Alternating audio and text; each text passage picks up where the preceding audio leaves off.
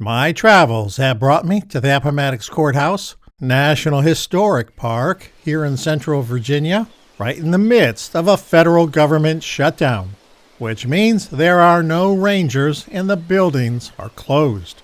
But the grounds remain open to walk and enjoy. I'm beginning today's explore at a roadside parking lot on State Route 24, 2 miles east of the present-day town of Appomattox. From here, it's a 300-yard walk to the Rain family cemetery. The Rain family's connection to the historic Appomattox surrender is the McLean house. It was John Rain who built the house in 1848 and later sold it to Wilmer McLean. You see, Wilmer McLean moved here from Manassas, Virginia, after the opening battle of the American Civil War took place on his doorstep on 21 July of 1861. After McLean saw the carnage that took place at Manassas, he looked for a place that was far from the horrors and hostilities of war. He chose Appomattox Court House.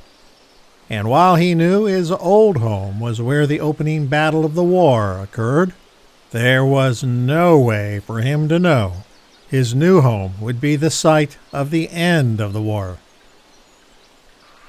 Here's a list of the Rain family buried here. This arm of the Rain family started here with John and Eliza. They had 3 children who survived to adulthood: sons George and John, and daughter Sarah Ann Eliza. Erected by C. Hunter Rain in 1912. In loving memory of his father, Charles J. Rain, captain of Lee Battery, Company A, Virginia Artillery, killed in the Battle of Mine Run, November 30th, 1863, and the members of the family buried here.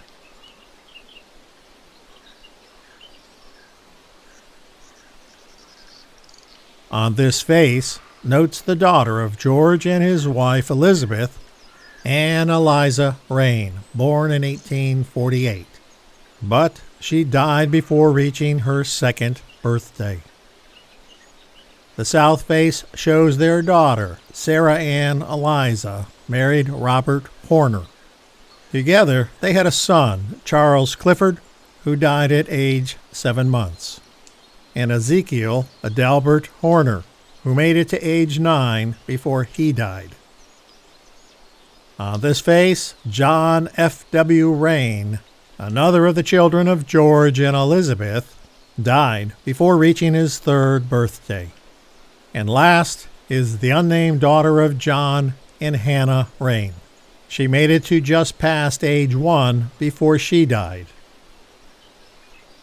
This was an age where surviving to adulthood was far from being guaranteed.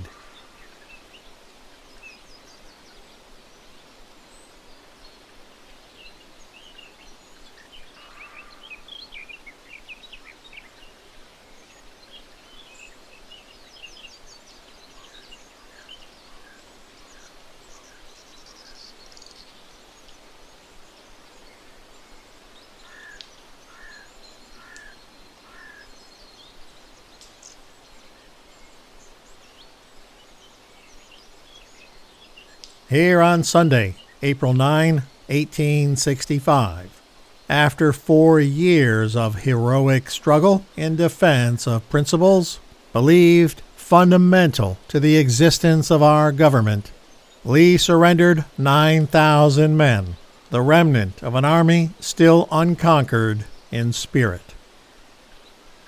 Looking east, along what was once the original road as it was in 1865, that leads into Appomattox Court House. In this aerial image, you can see how the original road, shown in red, was rerouted south of the town, preserving the feel and look of this important historical site.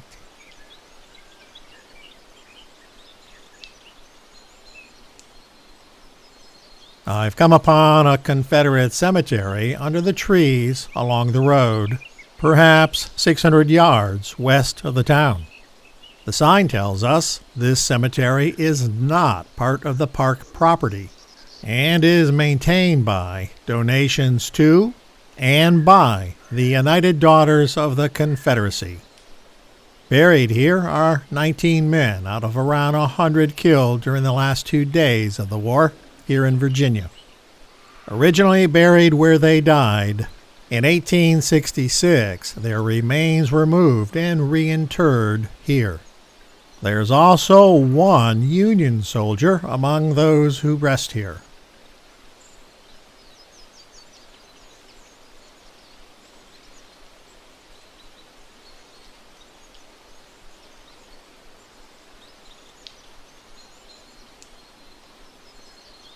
We know the names of only 7. J. A. Hogan, Company E, 26th Georgia Regiment. J. W. Ashby, 2nd Virginia Cavalry.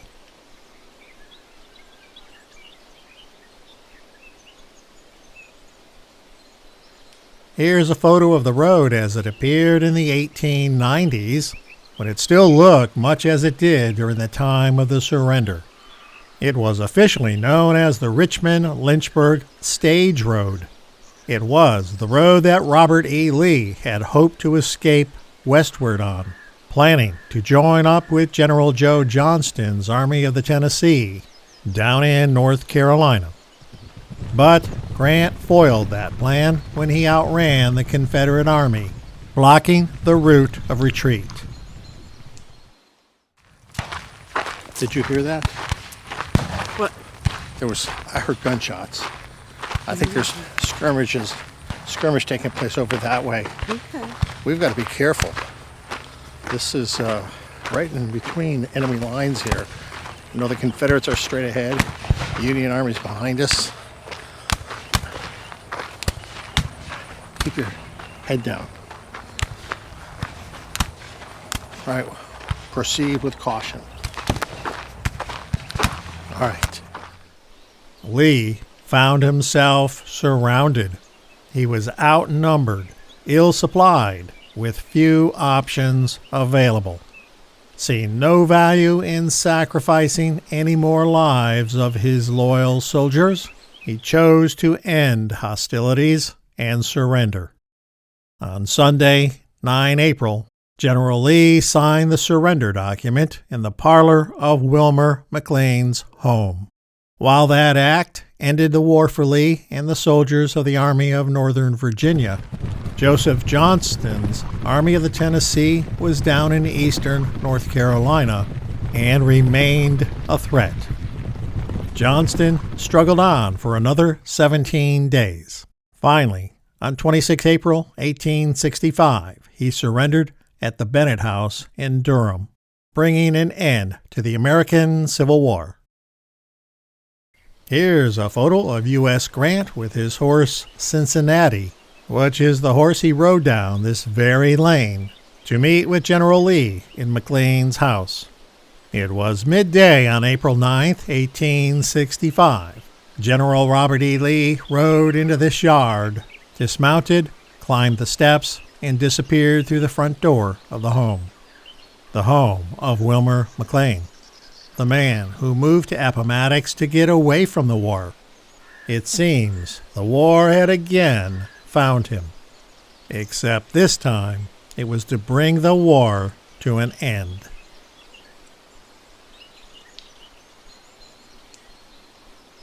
Close by, I find the Plunkett Meeks store, closed today because of the government shutdown.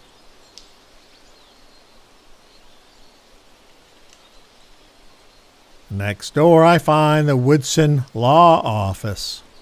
Woodson likely made a respectable living helping people filing deeds, recording land sales, and with other legal affairs here in the county seat. North of the courthouse is the Clover Hill Tavern, which got its name from the village's original name of Clover Hill, before being designated the county seat of Appomattox County. Built in 1819, it was the village's first building. The Clover Hill Tavern served travelers along the Richmond-Lynchburg Stage Road. For decades, it was the village's only restaurant, only overnight lodging, and only bar. Its presence helped the Virginia legislature to locate the Appomattox County seat here. This is the inn's kitchen, as well as homes for slaves and accommodations for guests. Out behind the kitchen, I find the Pattison Hicks Family Cemetery.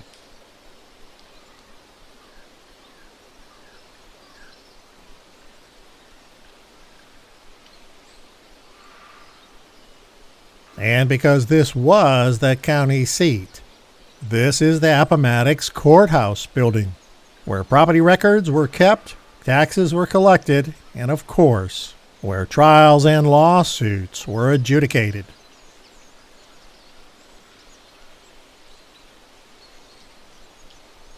And nearby, down the back steps of the courthouse, is the county jail. So, if found guilty at your trial, you didn't have far to walk to your new county accommodations.